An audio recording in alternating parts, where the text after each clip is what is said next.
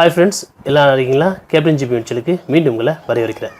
இன்றைக்கி நம்ம பார்க்க போகிறது என்ன அப்படின்னா, வேஸ்ட்டாக தூக்கி வீசுகிற பிளாஸ்டிக் பொருளை வச்சு எப்படி நம்ம உபயோகப்பொருளை ஒரு பொருளாக மாற்றுறது அப்படின்னு தான் பார்க்க போகிறோம். அதுவும் ஒரு காய்கறி பறிக்கிறதுக்காக ஒரு சின்ன ஒரு இதை வந்து நம்ம பிளாஸ்டிக் பாட்டில் மூலமாக எப்படி செய்கிறது. அதுவும் காய்கறிகள்னால் பெரும்பாலும் நீங்கள் மாங்காய், கொய்யாக்காய் அந்த மாதிரி பறிக்கும் போது நம்ம கீழே வந்து அடிபட்டுரும், அப்போது நஞ்சு போயிடும்.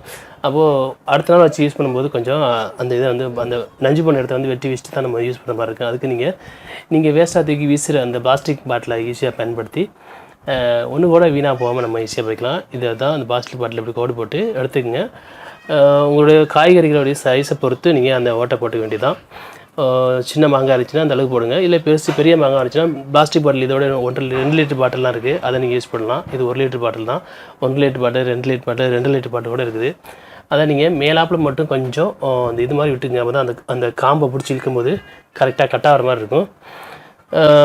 அதோட இந்த மாதிரி நீளமான கம்பு, உங்கள் மரம் எவ்வளோ ஹைட் இருக்கோ அந்தளவுக்கு கம்பு எடுத்துங்க. இது வந்து நல்லா ஜாயின் போட்டு மேலாப்பில் நீங்கள் வந்து ஒரு ஆணி கூட அடித்து வச்சுக்கலாம். ஆணி இல்லாட்டியும் வந்து கம் வச்சு ஒட்டிடலாம். அப்போ தான் வந்து மாங்காய் பறிக்கும் போது வந்து இழுத்துக்கிட்டு வந்துடாது. அவ்வளோதான், நமக்கு வேலை முடிஞ்சிச்சு. இப்போ நீங்கள் அந்த நம்ம வெட்டி வச்சுக்க அந்த வாய்ப்பு இருக்குல்ல, அதுக்குள்ளே விட்டு நீங்கள் இழுத்திங்க அப்படின்னா எல்லா காய்கறியுமே நம்ம ஈஸியாக ஒன்றோட கீழே விழாமல் நம்ம பறிச்சுக்கலாம்.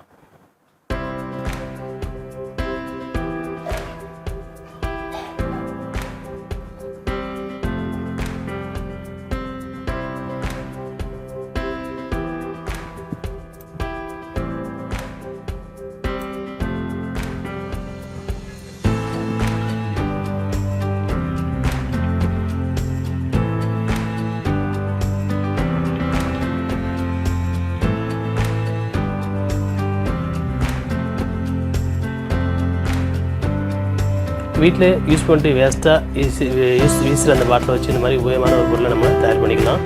வீடியோ பிடிச்சிருந்தால் லைக் பண்ணுங்கள், நண்பர்களுக்கு ஷேர் பண்ணுங்கள். இது வரைக்கும் நம்ம சேனலை நீங்கள் சப்ஸ்கிரைப் பண்ணல அப்படின்னா சப்ஸ்கிரைப் பண்ணிக்கங்க. மீண்டும் ஒரு நல்ல தகவலோடு சந்திப்போம்.